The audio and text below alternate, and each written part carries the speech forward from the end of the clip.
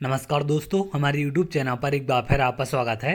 आज हम बात करेंगे सामाजिक विज्ञान की चौथी मैराथन क्लास के बारे में, जिसमें 100 और नए प्रश्नों पर हम बात करेंगे। इसके पहले मैं आपको 3 मैराथन क्लास सॉल्व करा चुका हूं, जिनमें 100 प्रश्नों के माध्यम से आपको 300 इंपॉर्टेंट क्वेश्चन मिल चुके हैं। तो इन सबको जाकर आप देख सकते हैं। 5 मैंने साइंस की मैराथन क्लास करा दी हैं, तो 500 क्वेश्चन उसके आपको मिल जाएंगे। और इसके अलावा और तमाम वीडियो वर्ग 3 चयन परीक्षा को लेकर जो मैं पहले आपको करा चुका हूं, उन सब का लिंक आपको नीचे मिल जाएगा। एमपीटेट वर्ग 3 चयन परीक्षा 2025 के नाम से प्लेलिस्ट है, उसमें सभी वीडियो आपके डले हुए हैं, तो उन सबको जाकर आप देख सकते हैं।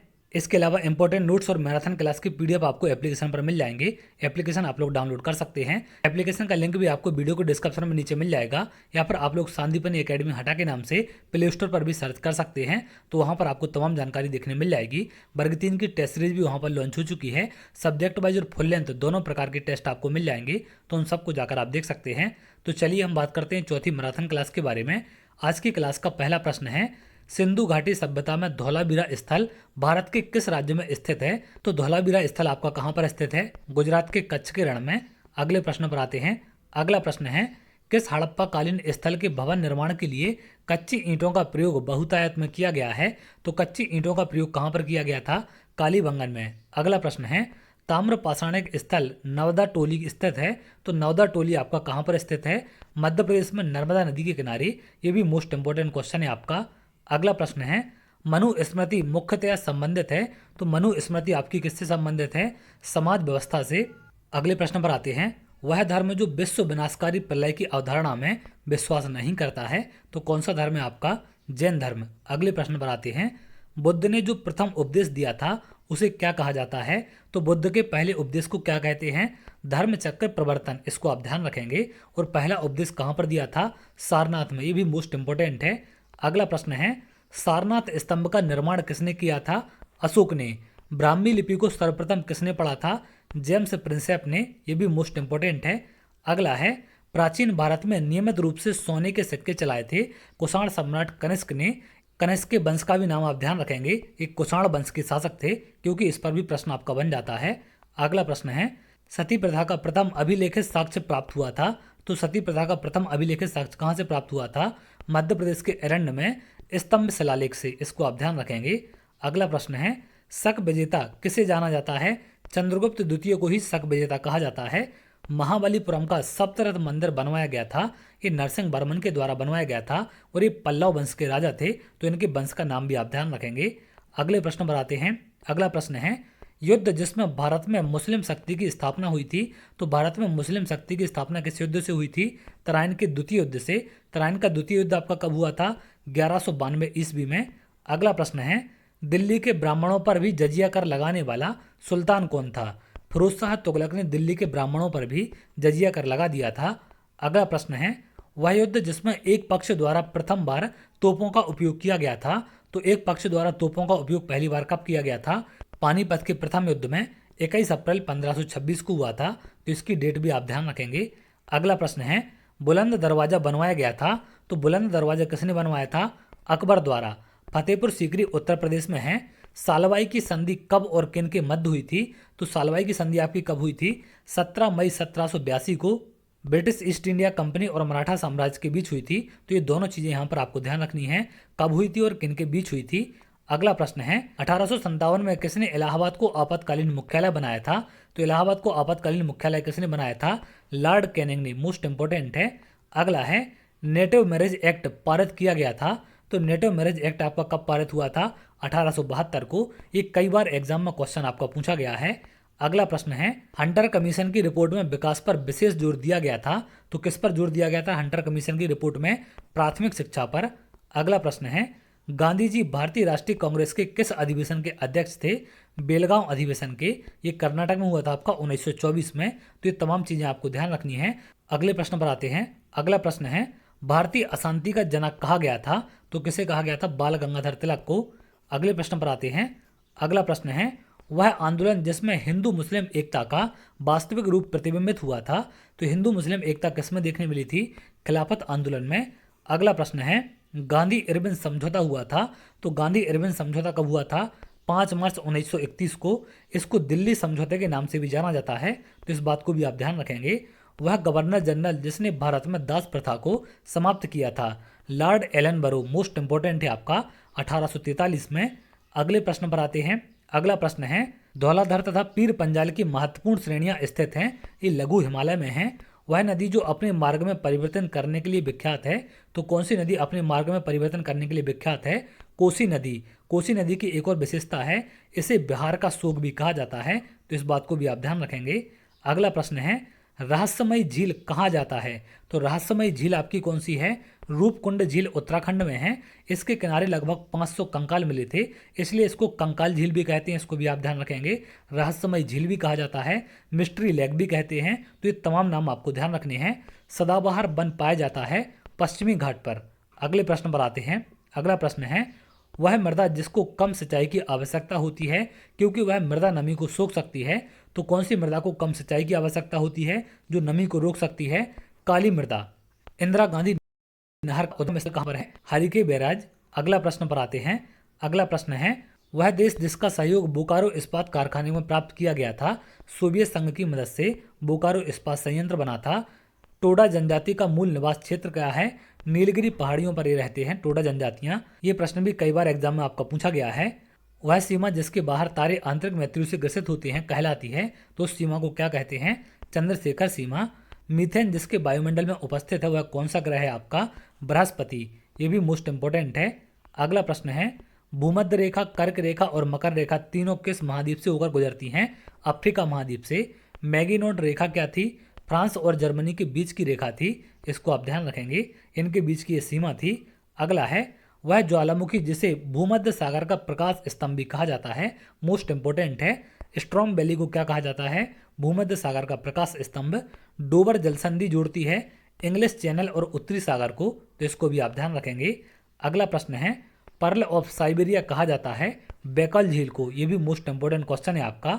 अगला प्रश्न है टॉर्नेडो बहुत प्रबल उष्णकटिबंधीय चक्रवात है जो कहाँ पर उठते हैं? आपके कैरिबियन सागर में, इसका नाम आप ध्यान रखेंगे टॉर्नेडो। वह देश जिसमें पंपास घास का मैदान स्थित है, तो पंपास घास के मैदान कौन से देश में आपके पाए जाते हैं? अर्जेंटीना में। अगला प्रश्न है ब्राजील में विशाल कहवा बागवानों को कहा जाता है, तो कहवा बागवानों को ब्राजील में क्या कहते हैं? फजेंडा। भारत में स्थानीय स्वायत्त शासन का जनक किसे कहा जाता है? लॉर्ड रिपन को। ये मोस्ट इंपोर्टेंट क्वेश्चन है आपका, बार बार एग्जाम में पूछा जाता है। अगला प्रश्न है भारत को एक संविधान देने का प्रस्ताव संविधान सभा द्वारा कब पारित किया गया था? 22 जनवरी 1947 को। भारत की संघात्मक व्यवस्था प्रभावित है, तो संघीय व्यवस्था कहाँ से ली गई आपकी? कनाडा के संविधान से। अगला प्रश्न है भारत के राष्ट्रपति को महाभियोग द्वारा हटाने की प्रक्रिया वर्णित है, कौन से अनुच्छेद में है? अनुच्छेद 61 में। वे विषय जिन पर केंद्र और राज्य सरकारें दोनों कानून बना सकती हैं उनको क्या कहते हैं? समवर्ती सूची कहा जाता है, जिन पर केंद्र और राज्य सरकारें दोनों कानून बना सकती हैं। अगले प्रश्न पर आते हैं। अगला प्रश्न है मौलिक कर्तव्यों को संविधान में समाविष्ट किया गया है 1976 के 42वें संविधान संशोधन द्वारा, ये मोस्ट इंपोर्टेंट है। लोकसभा में अविश्वास प्रस्ताव प्रस्तुत करने के लिए सदस्यों की सहमति की आवश्यकता है, तो कितने सदस्यों की सहमति होनी चाहिए? कम से कम 50 सदस्यों की, तभी लोकसभा में अविश्वास प्रस्ताव प्रस्तुत हो सकता है। अगला प्रश्न है प्राक्कलन समिति के सदस्यों का कार्यकाल कितना होता है? 1 वर्ष का। जब सर्वोच्च न्यायालय किसी व्यक्ति अथवा संस्था को उसके दायित्व के निर्वहन हेतु लेख जारी करता है, तो उस लेख को क्या कहते हैं? इसको परमादेश कहा जाता है। अगला प्रश्न है पंचायती राज की अनुशंसा किसने की थी? बलवंत राय मेहता समिति रिपोर्ट के द्वारा 1957 में। अगला प्रश्न है नवयुवकों द्वारा 18 वर्ष की आयु पर मताधिकार का पहली बार प्रयोग किया गया था आम चुनाव में, कब किया गया था? 1889 में। 61वें संविधान संशोधन अधिनियम 1888 द्वारा मताधिकार की आयु को 21 वर्ष से घटाकर 18 वर्ष कर दिया गया था, तो इसके संविधान संशोधन को भी आप ध्यान रखेंगे, 61वां संविधान संशोधन था। अगले प्रश्न पर आते हैं। अगला प्रश्न है एमनेस्टी इंटरनेशनल का मुख्यालय कहाँ पर स्थित है आपका? लंदन में। लोरेंज वक्र द्वारा मापा जाता है, तो लोरेंज वक्र से क्या मापते हैं? आय की विषमता को। अगला प्रश्न है भारत में राष्ट्रीय आय की संगणना के वर्तमान आधार क्या है? तो वर्तमान में राष्ट्रीय आय का आधार क्या है आपका? 2011-12, लेकिन फरवरी 2026 से आधार वर्ष आपका 2022-23 हो जाएगा, तो इस बात को भी आप ध्यान रखेंगे। अगर आपसे वर्तमान पूछा जाए तो 2011-12 होगा, लेकिन अगर 2026 फरवरी का पूछा जाएगा तो आपका 2022-23 हो जाएगा। अगला प्रश्न है जीएसटी है, जीएसटी कैसा कर है आपका? अप्रत्यक्ष कर है। जीएसटी का फुल फॉर्म भी आपसे पूछ सकते हैं, गुड्स एंड सर्विस टैक्स है, यहाँ पर थोड़ी सी प्रिंटिंग मिस्टेक है। अगले प्रश्न पर आते हैं। अगला प्रश्न है, भारत में 15वें वित्त आयोग के अध्यक्ष कौन हैं? तो 15वें वित्त आयोग के अध्यक्ष कौन हैं? NK सिंह। इनका पूरा नाम क्या है? नंद किशोर सिंह। भारतीय रिजर्व बैंक की स्थापना कब हुई थी? 1 अप्रैल 1935 को। ये भी आपका मोस्ट इंपोर्टेंट है। RBI के खुले बाजार संचालन ओपन मार्केट ऑपरेशन से आशय है सरकारी प्रतिभूतियों की खरीदी या फिर बिक्री करना। अगले प्रश्न पर आते हैं। अगला प्रश्न है, भारत में 14 सबसे बड़ी निजी बैंकों का निजीकरण कब हुआ था? 1969 में। शब्द बुल और बियर जुड़े हैं, तो बुल और बियर शब्द किससे संबंधित है? आपके शेयर बाजार से। ये भी कई बार क्वेश्चन एग्जाम में पूछा जाता है, विशेषकर बुल शब्द को लेकर। अगला प्रश्न है, 11वीं पंचवर्षीय योजना की अवधि क्या थी? 2007 से 2012। पीली क्रांति का संबंध किससे है? तिलहन उत्पादन से। अगला प्रश्न है, विश्व में चीनी का कटोरा किसे कहा जाता है? क्यूबा को।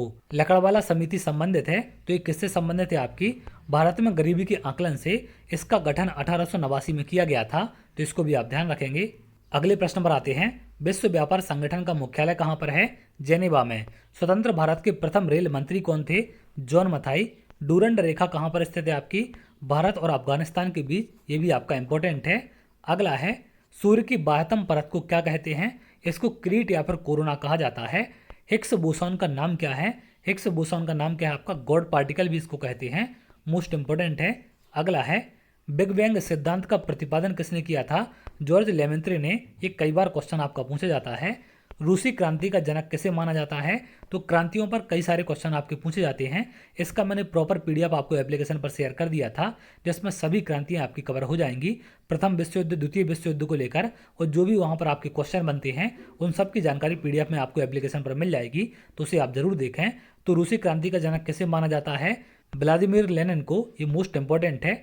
अगला प्रश्न है, कोई विधेयक धन विधेयक है या फिर नहीं, इसका निर्णय कौन करता है? लोकसभा के अध्यक्ष। धन विधेयक भारत के संविधान के किस अनुच्छेद में परिभाषित किया गया है? तो धन विधेयक आपके कौन से अनुच्छेद में है? अनुच्छेद 110 में। ये दोनों प्रश्न आपके इंपॉर्टेंट हैं। अगला है, स्वेज नहर के दोनों सिरों पर स्थित पत्तन युग्म कौन सा है? तो दोनों सिरों पर कौन स्थित है? पोर्ट साइद और स्वेज, ये दोनों आपको ध्यान रखने हैं। वह देश जिसमें पंपास घास का मैदान स्थित है? अर्जेंटीना। यहाँ पर क्वेश्चन आपका रिपीट हो गया है। अगला प्रश्न है, कालाहारी मरुस्थल अवस्थित है? तो कालाहारी मरुस्थल आपका कहाँ पर है? बोत्सवाना, नामीबिया में। इसको आप ध्यान रखेंगे। इक्विनॉक्स वर्ष के 2 काल हैं जब दिन और रात बराबर होते हैं, तो कौन कौन से दिन आपके दिन और रात बराबर होते हैं? 21 मार्च और 23 सितंबर को। ये दोनों चीज़ें आपको ध्यान रखनी है। अगला प्रश्न है, डायमंड हार्बर तथा सॉल्ट लेक सिटी अवस्थित है कोलकाता में। उड़ीसा तट पर अवस्थित बंदरगाह का नाम क्या है? पारादीप। ये भी इंपॉर्टेंट है आपका। अगला प्रश्न है, भारत की मानक समय रेखा कौन सी है? 82.5 डिग्री पूर्वी देशांतर रेखा इलाहाबाद से गुजरती है। मोनालिसा किसकी विख्यात पेंटिंग है? Leonardo da Vinci. ये भी मोस्ट इंपोर्टेंट है आपका। अगला प्रश्न है, अंतिम मुगल सम्राट कौन था? बहादुर शाह जफर द्वितीय। मोस्ट इंपोर्टेंट है। भारत के संविधान को बनाने के लिए गठित संविधान सभा के अध्यक्ष कौन थे? डॉक्टर राजेंद्र प्रसाद। अगला प्रश्न है, मुख्य चुनाव आयुक्त की नियुक्ति कौन करता है? राष्ट्रपति। विश्व का सबसे बड़ा नदी द्वीप माजुली स्थित है, तो माजुली द्वीप आपका कहाँ पर है? ये सबसे बड़ा नदी द्वीप है विश्व का, इसको ध्यान रखेंगे आप। ये असम राज्य में स्थित है, ब्रह्मपुत्र नदी पर। तो यहाँ से तमाम क्वेश्चन आपके बन जाते हैं। अगला प्रश्न है, भारत में एकमात्र सक्रिय ज्वालामुखी कहाँ पर है? आपका बैरन द्वीप, अंडमान निकोबार में है। किस देश की स्थल सीमा सबसे बड़ी है? चीन की स्थल सीमा सबसे बड़ी है, लगभग 22,000 किलोमीटर के आसपास। अगले प्रश्न पर आते हैं। अगला प्रश्न है, शक संवत को राष्ट्रीय पंचांग के रूप में कब अपनाया गया था? तो भारत में से कब राष्ट्रीय पंचांग के रूप में अपनाया गया था? 22 मार्च 1957 को। संयुक्त राष्ट्र संघ सुरक्षा परिषद के अस्थायी सदस्य कितने वर्ष के लिए चुने जाते हैं? तो ये प्रत्येक 2 वर्ष के लिए चुने जाते हैं, इसको आप ध्यान रखेंगे। अगला प्रश्न है, भारत में सबसे पहले सूर्य किस राज्य में निकलता है? अरुणाचल प्रदेश में। भारत की पहली महिला शासिका कौन थी? रजिया सुल्तान। ये भी आपका इंपॉर्टेंट है। अगले प्रश्न पर आते हैं। अगला प्रश्न है, उत्तरी ध्रुव में भारत के अनुसंधान केंद्र का नाम क्या है? हिमाद्री। ये भी मोस्ट इंपोर्टेंट है। अगले प्रश्न पर आते हैं, किस सुल्तान ने अपनी राजधानी दिल्ली से दौलताबाद स्थानांतरण की थी? मोहम्मद बिन तुगलक ने। इनको MBT के शॉर्ट नाम से भी जाना जाता है। चीनी यात्री ह्वेनसांग ने किस विश्वविद्यालय में अध्ययन किया था? नालंदा विश्वविद्यालय में। इनको भी आप ध्यान रखेंगे। अगला प्रश्न है, गांधी जी को महात्मा की उपाधि किसने दी थी? रविंद्रनाथ टैगोर ने। भारत का सर्वोच्च वीरता पदक कौन सा है? यहाँ पर सर्वोच्च वीरता पदक की बात की जा रही है। परमवीर चक्र। लेकिन अगर सर्वोच्च सम्मान की बात की जाएगी तो भारत रत्न आपका आंसर होगा। तो इन सब प्रश्नों को आपको ध्यान रखना है, यहाँ से क्वेश्चन एग्जाम में आपके बन सकते हैं। तो ये थे आज के टॉप इंपोर्टेंट 100 क्वेश्चन। इसका पीडीएफ मैं एप्लीकेशन पर शेयर करवा दूंगा, तो वहाँ पर स्टडी मटेरियल्स में सामाजिक विज्ञान के फोल्डर में जाकर आप तमाम पीडीएफ वहाँ पर देख सकते हैं जो भी एग्जाम के लिए आपके इंपॉर्टेंट हैं। और आगे भी लगातार आपको पीडीएफ एप्लीकेशन पर शेयर किए जाएंगे, जिनसे एग्जाम में आपको काफ़ी ज़्यादा हेल्प मिलेगी। एप्लीकेशन का लिंक आपको वीडियो के डिस्क्रिप्शन में मिल जाएगा। इसके साथ साथ आप लोग टेलीग्राम और व्हाट्सएप चैनल जरूर ज्वाइन करें, जिससे सारे अपडेट आपको मिल सकें। उनका लिंक भी आपको वीडियो के डिस्क्रिप्शन में मिल जाएगा। तो चलिए आगे अगर आप ऐसी वीडियो चाहते हैं तो हमारे चैनल के साथ जुड़ सकते हैं, जिससे और भी इंपॉर्टेंट वीडियो आपको मिल सके।